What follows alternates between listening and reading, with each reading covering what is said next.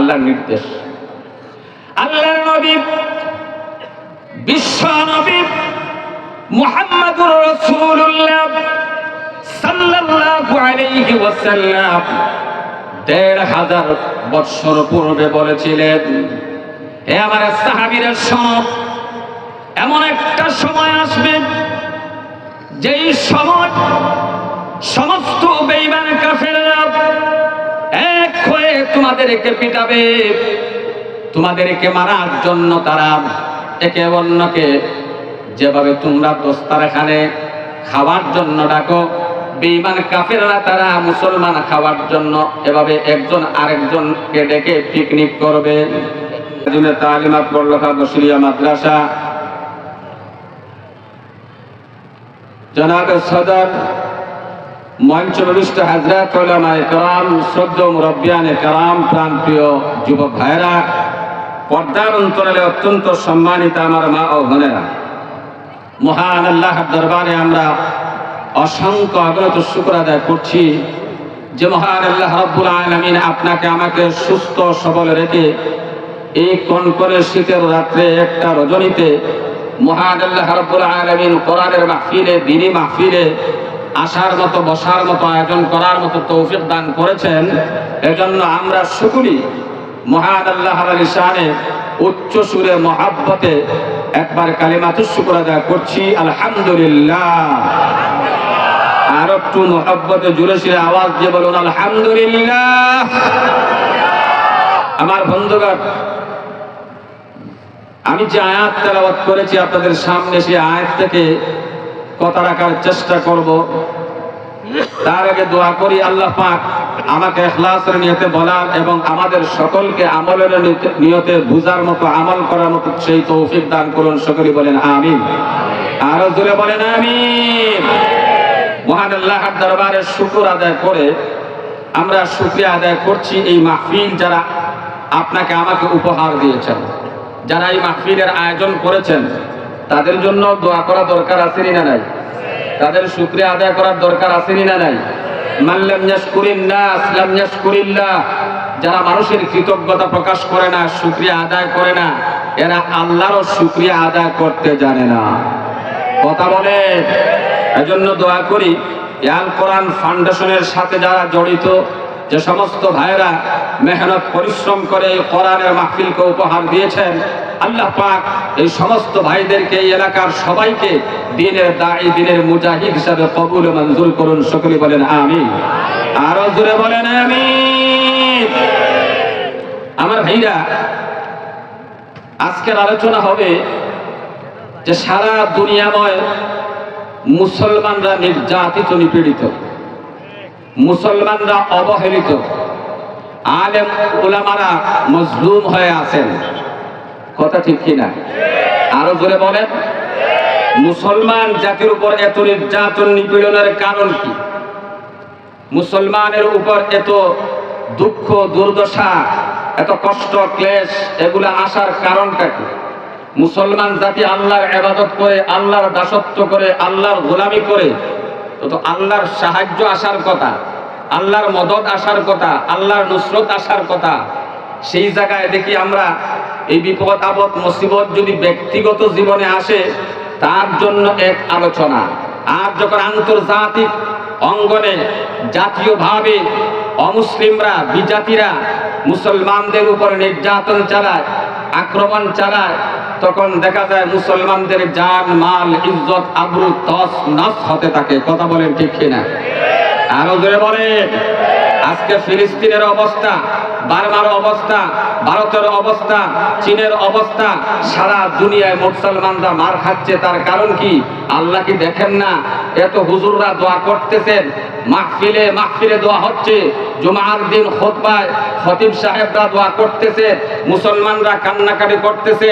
এই মুসলমানদের দোয়া আল্লাহর দরবারে কি পৌঁছে না? আল্লাহ কি ডাক শুনেন না? নাকি আল্লাহ নাই? নাউজুবিল্লাহ। আর জোরে বলেন নাউজুবিল্লাহ। এমন ধরনের অশ্বাসা আপনার আমার মধ্যে উদয় হয়। কথা বলেন না কেন? অনেকেই বলে যে আল্লাহ কি করেন? আল্লাহ তো মুসলমানদেরকে সাহায্য করার কথা, তাহলে আল্লাহ কেন সাহায্য করেন না? এত দোয়া কোথায় যাচ্ছে? আলিম ওলামারা দোয়া করতেছে, হুজুররা দোয়া করতেছে, তাহলে কি আল্লাহ ডাক শুনেন না? এরকমের অস্বসার মধ্যে আমরা পড়ে যাই। কথা বলেন, কথা বলে। বন্ধুগণ আসুন, এটা নতুন কোনো বিষয় না, এটা সমস্ত নবী রাসূলরা এমন মুসিবত, এমন দুঃখ দুর্দশার মধ্যে তারা আক্রান্ত হয়েছেন। কথা বলেন না কেন? আমার কথা বুঝেননি আপনারা? সমস্ত নবী রাসূলদের যুগে এমন ভাবে তারা বিপদ সম্মুখীন হয়েছেন, এমন পরিস্থিতির শিকার হয়েছেন। নবী রাসূলরা কি করেছেন? আপনার আমার নবী কি করেছেন? সাহাবায়ে কেরামরা কি করেছেন? তাবিঈনরা কি করেছেন? তাদের সবক আপনার আমার নেওয়ার দরকার আছে কিনা নাই? আরো জোরে কান। ভাইয়েরা আমার জন্য আসুন, এবার যদি কোরআনকে প্রশ্ন করেন যে কোরআন জবাব দাও, নবী রাসূল সাহাবায়ে কেরামদের উপর যখন বিপদ আসতো, মুসিবত আসতো, তারা যখন মুসিবতের মধ্যে আক্রান্ত হয়ে যেত, বিপদ সম্মুখীন হয়ে যেত, তখন তাদের অবস্থা কেমন হতো? তারা কি করতেন? কোরআন সুন্দর করে জবাব দিচ্ছেন। হাত্তা ইযা ইসতাইআসার রুসুল ওয়া যান্নু আন্নাহুম قد كذبوا جاءهم نصرنا। আয়াতের সারমর্ম হলো, মর্মার্থ হলো, যুগে যুগে হকপন্থীদের উপর, মুসলমানদের উপর, ইমানদারদের উপর এমন মুসিবতের সম্মুখীন তারা হয়েছেন, বিপদে এসেছে। যখন বিপদ সম্মুখীন হয়েছেন, তারা যখন বিপদে আক্রান্ত হয়েছেন, মুসিবতের মধ্যে পড়েছেন, তখন তারাও অবিশ্বাসের উপক্রমে পৌঁছে গিয়ে বলেছেন, কি বলেছেন? যে আমাদেরকে বলা হয়েছে, রাসূল বলেছেন আল্লাহ পাক মুসলমানদেরকে সাহায্য করবেন, তাহলে সাহায্য কোথায়? আল্লাহ মদদ করবেন, মদদ কোথায়? তারা বলতে বাধ্য হয়েছে মাতা নাসরুল্লাহ, আল্লাহর সাহায্য কোথায়? আল্লাহর সাহায্য আসে না কেন? আল্লাহর সাহায্য কেন আসে না? তার কারণ কি? কারণ আসেনি না নাই? আরো জোরে কোন আসেনি না নাই? বন্ধুগণ আমার, মানুষ হলো তোরা প্রবণ, বিপদে পড়লে, মুসিবতে পড়লে তাড়াতাড়ি সাহায্য চাই, মদদ চাই, কিন্তু মদদ কেন আসে না? সাহায্য কেন আসে না? সবর নাই, ধৈর্য নাই। মানুষ হলো ধৈর্য হারা। কথা বলেন ঠিক কিনা? আরো জোরে বলেন।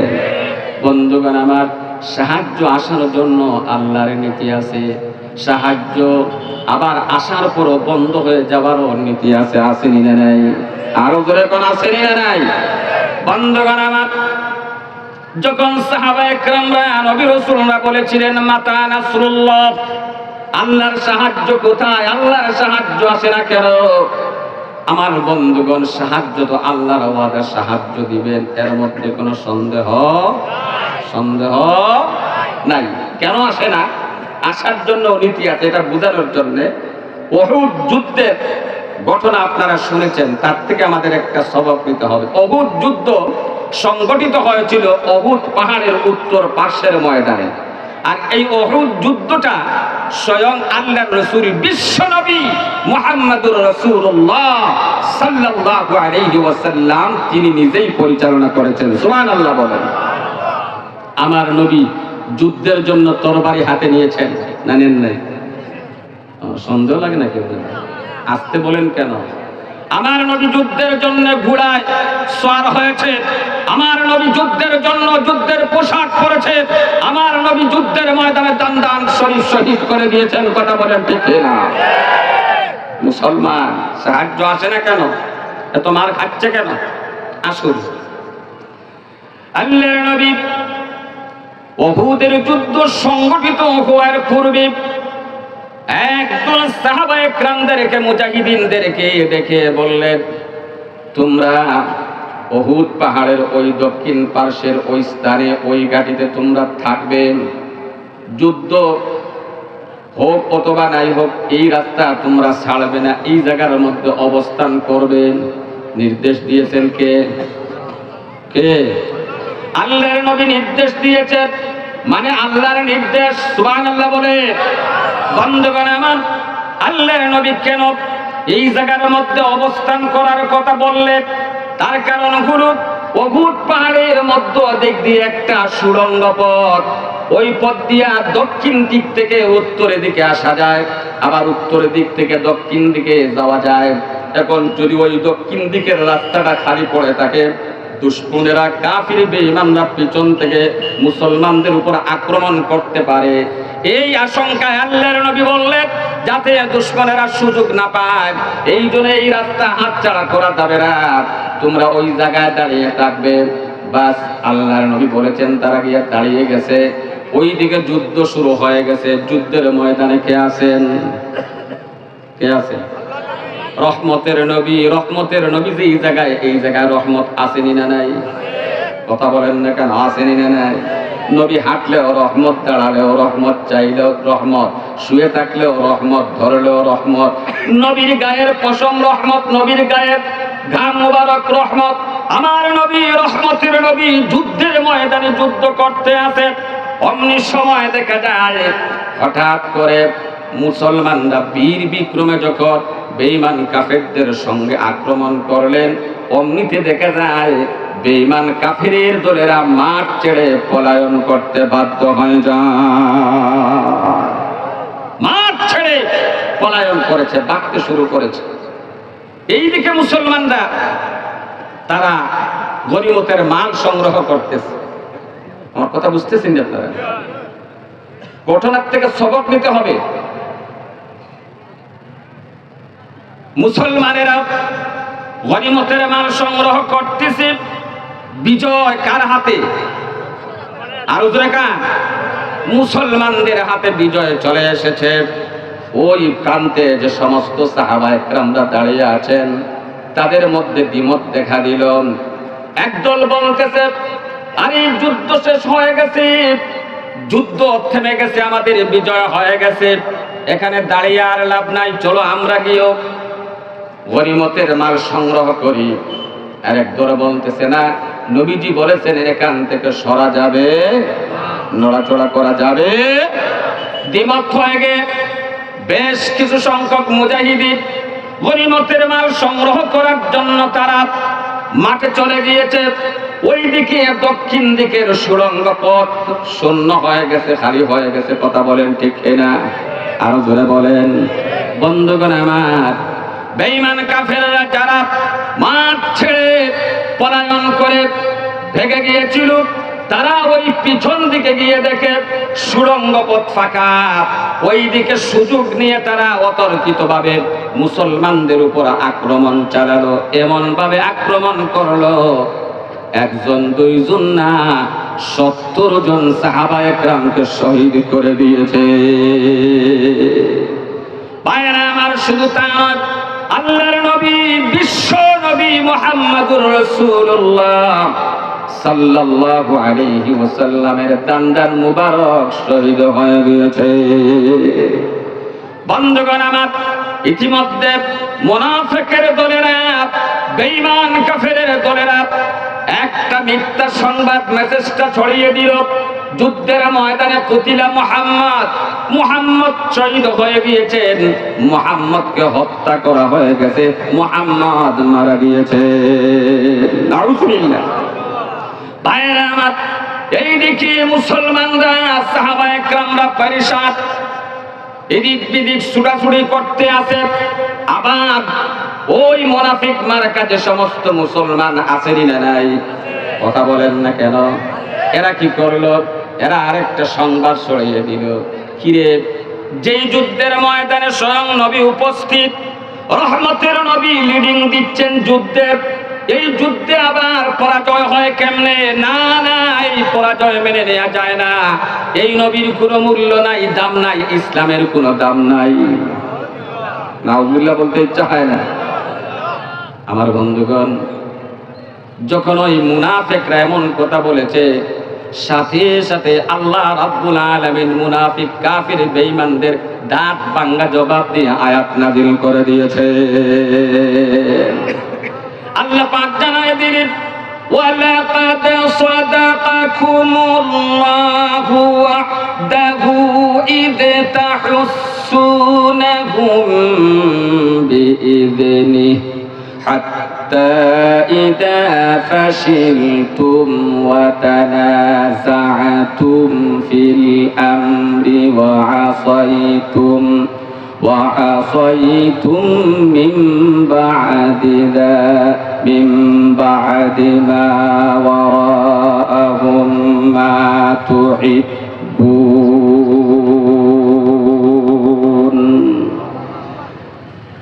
এই আয়াতের সারমর্ম হলো আল্লাহ তাআলা তোমাদের কি আল্লাহ রাব্বুল আলামিন তার ওয়াদা এইভাবে সত্যে পরিণত করে দেখিয়েছেন, তোমাদেরকে সাহায্য করে তোমাদেরকে বিজয় দান করেছেন। আল্লাহর সাহায্যে আল্লাহর অনুগ্রহে তোমরা বেঈমান কাফেরদেরকে প্রথমে হত্যা করেছো, মারছাড়া করেছো। কথা বলেন না আমার ভাইরা? তোমরা আক্রমণ করেছো আল্লাহর সাহায্যে, আল্লাহর অনুগ্রহে তোমরা বেঈমান কাফেরদেরকে মারছাড়া করেছো। কথা বলেন ঠিক কিনা? তারা পরাজয় বরণ করেছে। আল্লাহ রাব্বুল আলামিন এইভাবে করে তার ওয়াদা সত্যে পরিণত করে দেখিয়ে দিয়েছেন, তোমাদেরকে বিজয় দান করেছেন। আর যখন তোমরা আল্লাহর নবীর কথাকে নিয়ে ইখতিলাফ শুরু করেছো, মতানৈক্য শুরু করেছো, যখন তোমাদের ভিতরে মতবিরোধ শুরু হয়ে গেছে, যখন তোমরা ওই সুড়ঙ্গ পথের দক্ষিণ ঘাটিটা ছেড়ে যুদ্ধের ময়দানে চলে এসেছো গনিমতের মাল নেওয়ার জন্য, সাথে সাথে আল্লাহর সাহায্য উঠে গিয়েছে। কথা বলেন? তাহলে ভুল কার? অন্যায় কার? দুষ্কার? আমাদের। কথা বলেন না কেন? আমরা দুষ করি, আমরা অন্যায় করি, আর খানককে আল্লাহকে দোষারোপ করি। আল্লাহ কেন ডাক শুনেন না? আল্লাহ মনে হয় দোয়া কবুল করতেছেন না, নাকি আল্লাহ নাই? নাউযুবিল্লাহি মিন যালিক। খানককে আল্লাহকে দোষারোপ করে লাভ নাই। কথা বলেন ঠিক কিনা? দোষ আমাদের, অন্যায় আমাদের।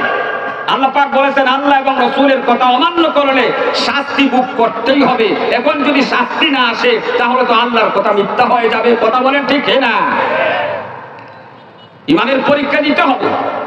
আল্লাহ পাক বলেন, আহাসিবান নাসু আন ইউতরাকু আন ইয়াকুলু আমান্না ওয়া হুম লা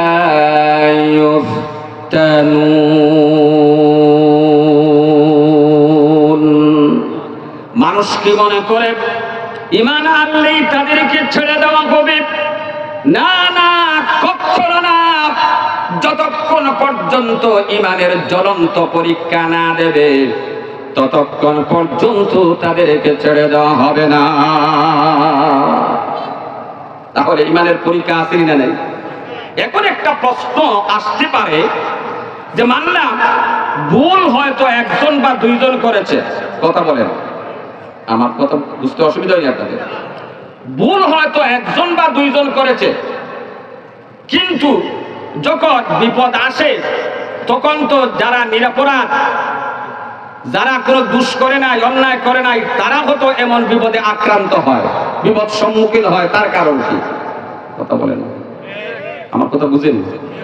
আন্তর্জাতিক অঙ্গনে জাতীয়ভাবে যখন মুসলমানদের উপর বিজাতিরা আক্রমণ করে তখন বৃদ্ধ বৃদ্ধা ওদেরকে হত্যা করা হয়, মা বোনদের ইজ্জত লুণ্ঠন করা হয়, যুবতীদেরকে ধর্ষণ করা হয়, ছোট ছোট বাচ্চাদেরকে হত্যা করা হয়।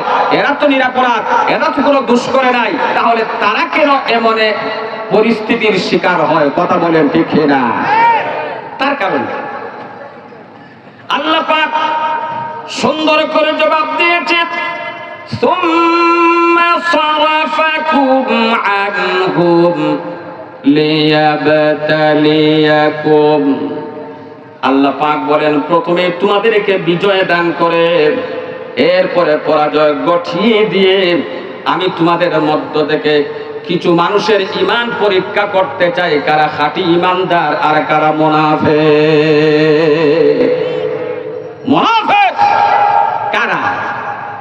কারা ইহুদিদের দালাল, কারা ভারতের দালাল, কারা আমেরিকার দালাল। এদেরকে চিহ্নিত করার জন্য এমন পরিস্থিতির শিকার করে দেয়। কথা বলেন, আরো জোরে বলেন। অন্য আয়াতের ভিতরে আল্লাহ পাক সংক্ষেপে বলছি, আল্লাহ পাক সুন্দর করে আরেকটা জবাব দিয়েছেন, ওয়ায়াত্তাখিযা মিনকুম শুহাদা। আল্লাহ পাক বলেন তোমাদের মধ্য থেকে আমি কিছু মানুষদেরকে শাহাদাতের মর্যাদায় উত্তীর্ণ করার জন্য এমন পরিস্থিতির শিকার করে দে। জীবনের আমল দিয়া এই শহীদি দরজা পাওয়া এটা অসম্ভব। কথা বলেন না কেন? যেই শহীদ হওয়ার জন্য সাহাবায়ে কেরামরা কি বলেছেন, তারা কি করতেন? তলোয়ারির নিচে তারা ডাইরেক্ট আমনা সামনা যুদ্ধ করতেছেন, তখন তারা কি বলতেন? নিজেকে সফল মনে করতেন, সার্থক মনে করতেন। তারা বলতেন ফুস্তু ওয়া রাব্বিল কাবা, কাবার রবের কসম আমার জীবন সার্থক, আমার জীবন সফল, আমি জান্নাতে চলে যাচ্ছি। সুবহানাল্লাহ বলতে চান। বন্ধুগণ আমার, একজন শহীদ আল্লাহর দরবারে যখন তার শাহাদাতের মর্যাদা দেখতে পায়, আল্লাহর নবী বলেন ওই মুজাহিদ আল্লাহর দরবারে দোয়া করতে থাকে, প্রার্থনা করতে থাকে, আয় আল্লাহ আমাকে আবার জীবন দাও, আমার জীবনটা যেন তোমার রাস্তায় শহীদ করতে পারি। আয় আল্লাহ আমাকে আবার জীবন দাও, আয় আল্লাহ আমাকে জীবন দাও, আমার জীবনটা যেন তোমার রাস্তায় বিসর্জন দিতে পারি। সুবহানাল্লাহ বলতে ইচ্ছা হয়। আজকে মুসলমান জিহাদের কথা ভুলেই গিয়েছে। কথা বলেন না কেন? তাহলে বোঝা গেল, আসুন সংক্ষেপে, আগেই বলছি বেশি কোন আলোচনা করব না। প্রথম নাম্বার হলো আল্লাহ এবং রাসূলের কথা অমান্য করলে আল্লাহর পক্ষ থেকে শাস্তি আসবে। কথা বলেন না কেন? তাহলে আমরা মুসলমান আল্লাহর হুকুম আহকাম বিধান যেভাবে মানার কথা এভাবে পালন করতেছি। কথা বলে পালন করতেছি। আসুন দুই নাম্বার কারণ কি? এক নাম্বার কারণ মনে আছে? মনে নাই? এক নাম্বার কারণ বলুন। আল্লাহ এবং রাসূলের কথা অমান্য করলে আল্লাহর পক্ষ থেকে শাস্তি। আমার কথা বুঝেন নাই মনে হয়। এক নাম্বার কি? তাহলে এটা মনে থাকবে তো ইনশাআল্লাহ। ওয়াজ করলাম, শুনলে আমল নাই, আল্লাহর কসম কোনো ফায়দা হবে না। কথা বলেন। দুই নাম্বার কারণ হলো আল্লাহ পাক মুসলমান জাতির নিরাপত্তার জন্য, মুসলমান জাতির দেশের নিরাপত্তার জন্য, মুসলমান জাতির দেশের সার্বভৌমত্ব রক্ষা করার জন্য যে নীতি নির্ধারণ করে দিয়েছে, এই নীতি নির্ধারণ যদি মুসলমানরা পালন না করে তাহলে তারা বেঈমান কাফেরদের হাতে লাঞ্ছিত অপদস্থ হতেই হবে। তার কি এমন নীতি? আসুন বন্ধুগণ আমার, এমন কোন নীতি যেই নীতি পালন না করলে মুসলমান জাতি বেঈমান কাফেরদের হাতে লাঞ্ছিত অপদস্থিত হতে হবে, লাঞ্ছনা বঞ্চনা পেতে হবে। কোরআনকে যদি প্রশ্ন করেন, কোরআন জবাব দাও কোন নীতির কথা আল্লাহ পাক বলেছেন। কোরআন সুন্দর করে জবাব দিচ্ছে, ওয়াআইদ্দু লাহুম মাসতাতা'তুম মিন কুওয়া ওয়া মিন রিবাতিল খাইলি তুরহিবুনা বিহি আদুওয়াল্লাহি ওয়া আদুওয়াকুম। বন্ধুগণ, এই আয়াতের সারমর্ম হলো আল্লাহ পাক বলেন, তোমরা এতটুকু শক্তি সঞ্চয় করে রাখো, তোমাদের সাধ্য অনুযায়ী তোমরা শক্তি অর্জন করে রাখো, সঞ্চয় করে রাখো। যেই শক্তি তোমাদের প্রস্তুতি দেখার পরে তোমাদের দুশমন এবং আল্লাহর দুশমন বেঈমান কাফেররা তোমাদেরকে ভয় পায়। কে বলেছে? আসতে বলেন দেখি, ভয় লাগে না? কে বলেছে? ওয়াইদ লাহুম মাসতাতাতুম মিন কুওয়া, তোমার সাধ্য অনুযায়ী তোমরা তোমাদের ক্ষমতা অর্জন করো। এই সাধ্য অনুযায়ী কি? পিস্তলের মোকাবেলা পিস্তল, বন্দুকের মোকাবেলা বন্দুক, জঙ্গি বিমানের মোকাবেলা জঙ্গি বিমান, পারমাণবিক অস্ত্রের মোকাবেলা পারমাণবিক অস্ত্র, অ্যাটম বোমের মোকাবেলা অ্যাটম বোম, কলমের মোকাবেলা কলম, বক্তৃতার মোকাবেলা বক্তৃতা। ইস্তাতাত মিন কুওয়া, কে বলেছেন? আরো জোরে বলেন, কে বলেছে? তোমরা অস্ত্র শস্ত্র সমরগুলা তৈরি করার জন্য মাল সম্পদের দরকার আছে না নাই? কথা বলেন না, আমার কথা মনে বুঝেন না আপনারা। এই অস্ত্র শস্ত্র জঙ্গি বিমান পারমাণবিক অস্ত্র এগুলা বানানোর জন্য টাকা পয়সা সম্পদের দরকার আছে না নাই?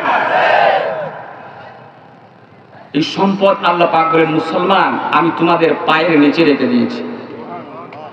এরপরেও সুবহানাল্লাহ বলবেন না? বন্ধুগণ, এই অস্ত্র শস্ত্র বানানোর জন্য তৈরি করার জন্য যে সম্পদ আল্লাহ পাক বলেন, আমি তোমাদের মাটির নিচে এগুলা আগে থেকেই রিজার্ভ রেখে দিয়েছি। আরো জোরে বলে। কিন্তু দুঃখের বিষয়, বর্তমানে মুসলমানরা বেঈমান কাফেরদের প্রস্তুতি দেখে মুসলমানরা ভয় পায়। কথা বলেন না? আপনি আমি কয়জন বন্দুক চালাতে পারবো, পিস্তল চালাতে পারবো? জঙ্গি বিমান সম্পর্কে কি ধারণা আছে? অ্যাটম বোম সম্পর্কে কি ধারণা আছে? মুসলমান কয়টা দেশে জঙ্গি বিমান পারমাণবিক অস্ত্র আছে? মুসলমানদের দেশে যদি জঙ্গি বিমান থাকে, যদি আপনার ওই পারমাণবিক অস্ত্র থাকে, তাহলে বেঈমান কাফেরদের দলেরা আমেরিকার শয়তান সেই বদমাশ বলে এরা হলো জঙ্গিবাদী। আরো জোরে বলেন ঠিক কিনা? অথচ ১৫০০ বৎসর পূর্বে আল্লাহ পাক আপনাকে আমাকে বলেছেন যুদ্ধের প্রস্তুতি গ্রহণ করো। আমার নবী যুদ্ধের প্রস্তুতি গ্রহণ করেছেন, সাহাবায়ে কেরামদেরকে যুদ্ধের প্রশিক্ষণ দিয়েছেন, দৌড়াচ্ছেন। আল্লাহর নবী বিশ্ব নবী তরবার কিভাবে চালাতে হবে প্রশিক্ষণ দিয়েছেন, যুদ্ধের ময়দানে কিভাবে হিকমত কাটাতে হবে আমার নবী প্রশিক্ষণ দিয়েছেন। আপনার আমার এগুলা প্রশিক্ষণ আছে? কথা বলেন না কেন? এখন যদি মাদ্রাসাগুলোয় এর প্রশিক্ষণ দেওয়া হয়, তাহলে একদল মুনাফিক, একদল ইসলামের শত্রু দুশমনেরা বলবে এরা হলো জঙ্গিবাদী মৌলবাদী। কথা বলেন ঠিক কিনা? আমার কথা রাগ করতেছেন নাকি? আল্লাহ কথা বুঝতেছেন নি? আমার বন্ধ করা। এবার আসুন, এই সম্পদ, যে সম্পদ আল্লাহ পাক আপনাকে আমাকে দিয়েছেন, এই অস্ত্র শস্ত্র সমর্থ তৈরি করার জন্য এই সম্পদগুলা আপনি আমি যাদেরকে বিশ্বাস করার মতো নয়, বন্ধু বানাবার মতো নয়, তাদেরকে বিশ্বাস করে বন্ধু বানিয়ে তাদের হাতে আমরা আমানত রাখতেছি। কথা বলেন না কেন? বন্ধুগণ আমার, সম্পদগুলা কি? আপনি কাতার বলেন, দুবাই বলেন, সৌদি আরব বলেন, প্রত্যেকটা মুসলমানের দেশে রেখে দিয়েছে। বাইরে আমার সবগুলা বাদ দেন, বাংলাদেশের তেলের অভাব, গ্যাসের অভাব।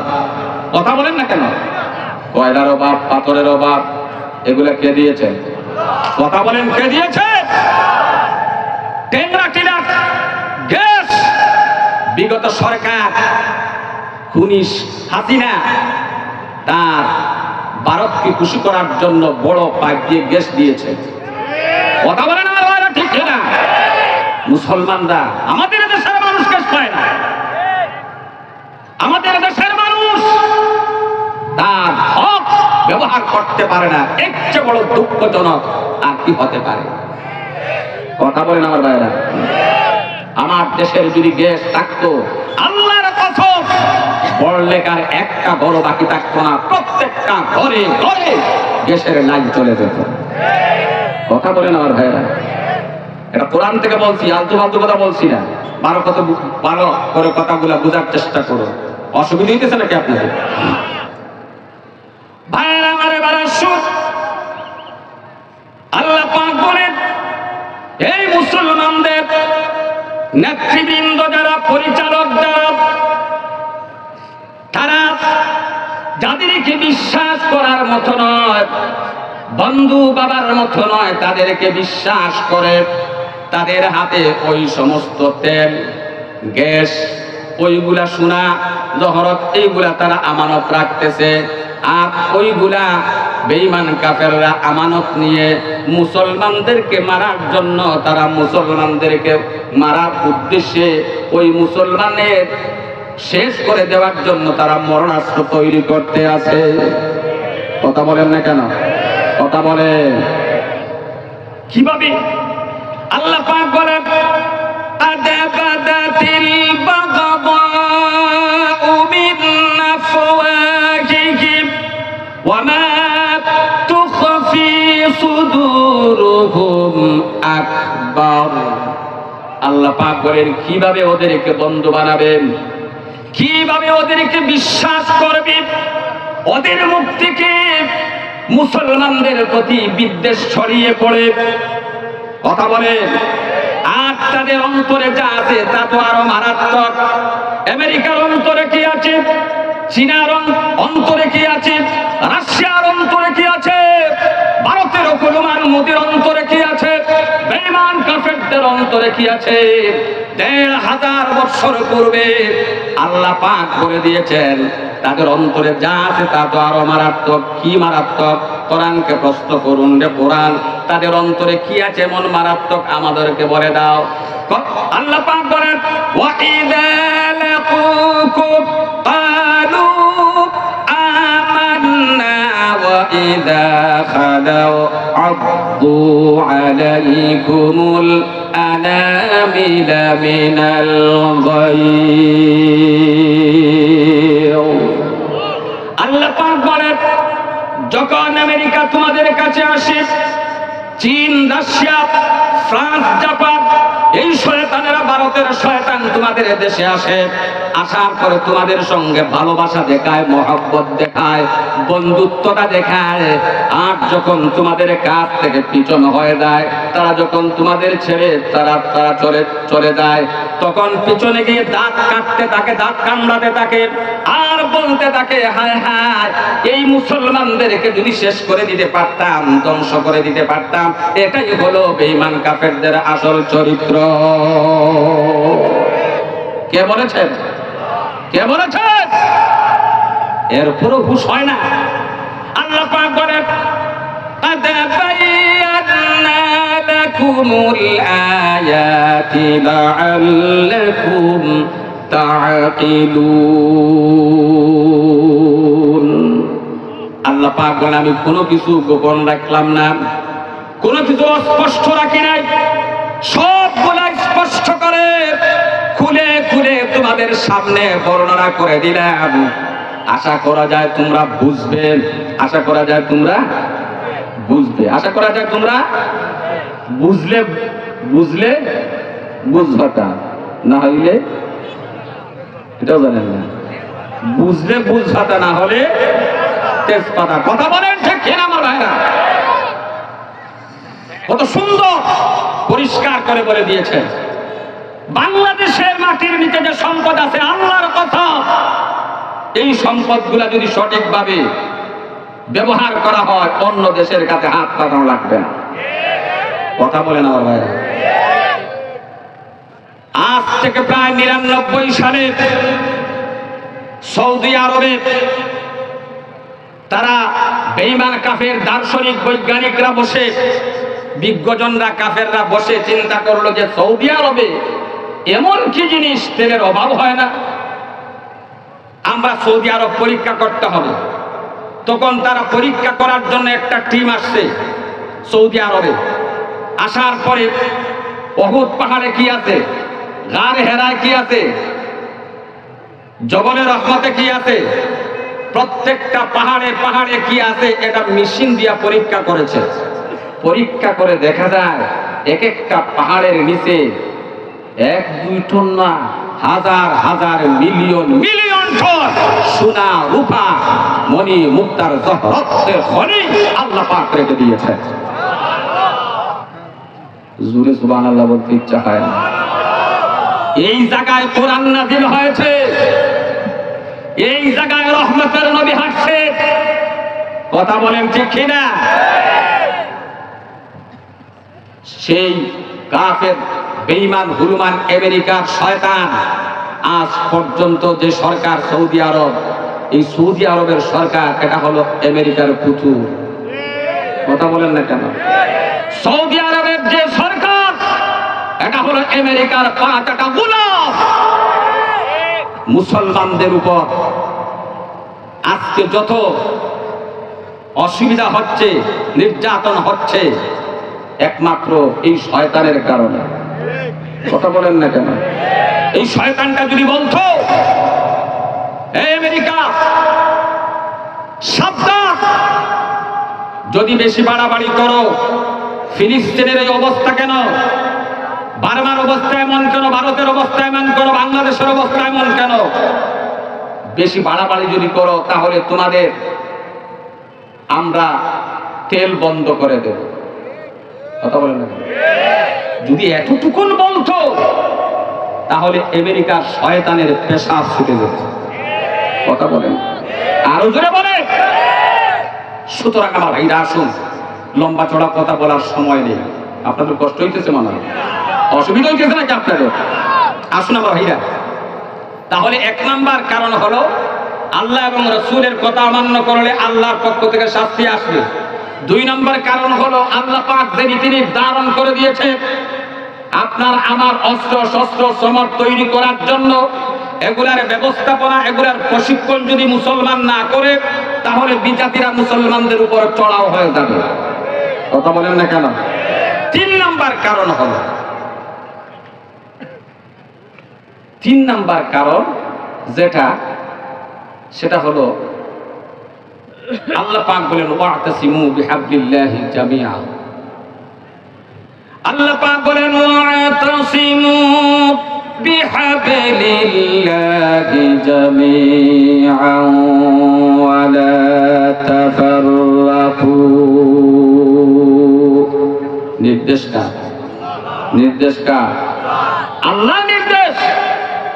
তোমরা ঐক্যবদ্ধ হও, আল্লাহর রশিকে শক্ত করে ধরো। নির্দেশ কার? আরো জোরে বলে। আল্লাহর নির্দেশ। আল্লাহর নবী, বিশ্ব নবী মুহাম্মদুর রাসূলুল্লাহ সাল্লাল্লাহু আলাইহি ওয়াসাল্লাম ১৫০০ বছর পূর্বে বলেছিলেন, হে আমার সাহাবীরা শোনো, এমন একটা সময় আসবে যেই সময় সমস্ত বেঈমান কাফেররা এক হয়ে তোমাদেরকে পিটাবে, তোমাদেরকে মারার জন্য তারা একে অন্যকে যেভাবে তোমরা দস্তারখানে খাওয়ার জন্য ডাকো, বেঈমান কাফেররা তারা মুসলমান খাওয়ার জন্য এভাবে একজন আরেকজনকে ডেকে পিকনিক করবে। বন্ধুগণ আমার, এই কথার সাথে ১৫০০ বছরের পূর্বের কথার সাথে বর্তমানের মিল আসেনি না নাই? আরো জোরে কোন আসেনি না নাই? সমস্ত বেঈমান কাফেররা এক হয়ে গিয়েছে, সমস্ত বেঈমান কাফেরের দলেরা এক হয়ে মুসলমানকে কিভাবে মারা যায়, মুসলমানকে কিভাবে ধ্বংস করা যায়, মুসলমানকে কিভাবে শেষ করা যায়, তারা এই জন্য পায়তারা করতে আছে মুসলমানকে শেষ করে দেওয়ার জন্য। সাহাবায়ে কেরামরা বললেন, ইয়া রাসূলুল্লাহ, ইয়া হাবিবাল্লাহ, ওই যুগে ওই সময় মুসলমানদের সংখ্যা কি কম হবে? মুসলমানদের সংখ্যা কি কম থাকবে? মুসলমানরা কি অল্প থাকবে? আল্লাহ নবী বললেন, না না, মুসলমানের সংখ্যা বেশি হবে, কিন্তু মুসলমানদের ভিতরে একতা থাকতো না, তারা ভিন্ন ছিন্ন জাতিতে পরিণত হয়ে যাবে। কথা বলেন ঠিক না? বন্ধুগণ আমার, তাকায় দেখেন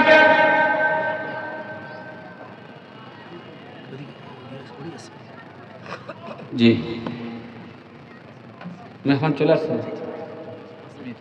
জি আলহামদুলিল্লাহ মেহমান চলে আসছে মেহমান চলে আসলে আর কথা বাড়ানো যাবে না আল্লাহ রাসূল বললেন